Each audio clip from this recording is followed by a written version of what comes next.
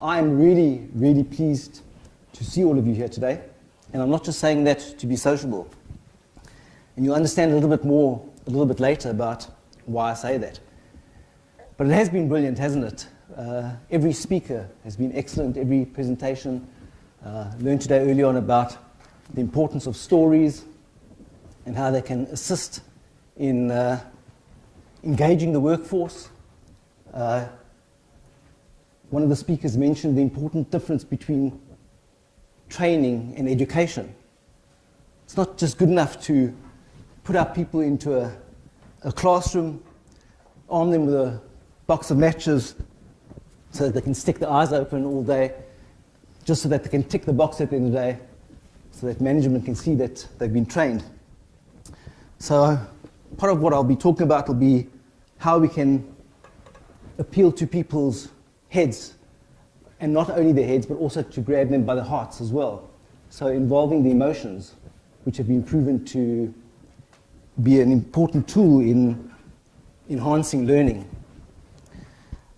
And also process safety. We heard this morning about the Pike River disaster, and there have been so many. When I say process safety, I also mean production safety or system safety generally. So those sorts of incidents that hurt more than just one person, but potentially can cause massive damage and large amounts of injury.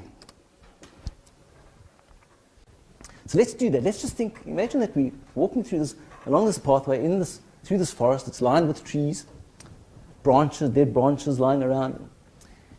And suddenly, through the corner of our eye, we think we see one of those lines in the sand that we thought was a stick seem to suddenly move. And what do? And he says what happens is this amygdala kicks into action. And what it does is it initially causes your muscles, as I said, to lock up.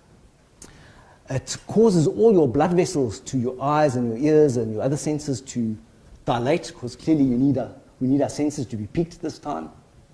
Also dilates all the muscles going to all the blood vessels going to our muscles, just in case we do decide we want to head out there. It'll actually constrict all the blood vessels flowing towards the digestive system. It shuts that down, because clearly we don't need that right now.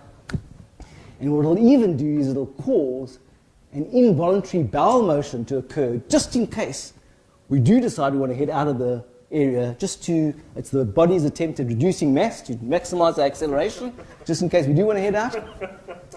And that's what happens. But apparently, after this whole dangerous scenario has passed, what happens is that the brain then floods with what are called endorphins, which are really methods of de-stressing the whole body. It's like morphine, that's where morphine comes from. These endorphins mop up excess cortisol, which is the stress hormone, just to de-stress the body. But associated with all of that, what happens also is that the brain floods with certain chemicals that actually take that whole scene and almost like imprint it or burn it into our memories. It sort of like writes it to our hard drive, if you like, and backs it up so that we never ever forget it. And it's really an ancient human self-defense mechanism to prevent us from repeating those same mistakes, from going back into dangerous situations. And David Ropick proves the efficacy of this engagement of emotions in terms of enhancing learning capabilities by actually asking us to try and remember if we can recall exactly what we were doing on the 10th of September 2001. So that's what the Americans would call 9/10. So can any of you guys remember, or women remember what you were doing on the 10th of September? So that's not the 11th, not 9/11, but 9/10, or even the week before. Any takers? I was camping. You were camping. Okay, so how long were you camping for? I came back that evening. Right, so you can call that. And the month before, can you remember what you were doing the month before? No, right, so that proves the point, I suppose. So you seem to associate the camping with that incident that happened on the...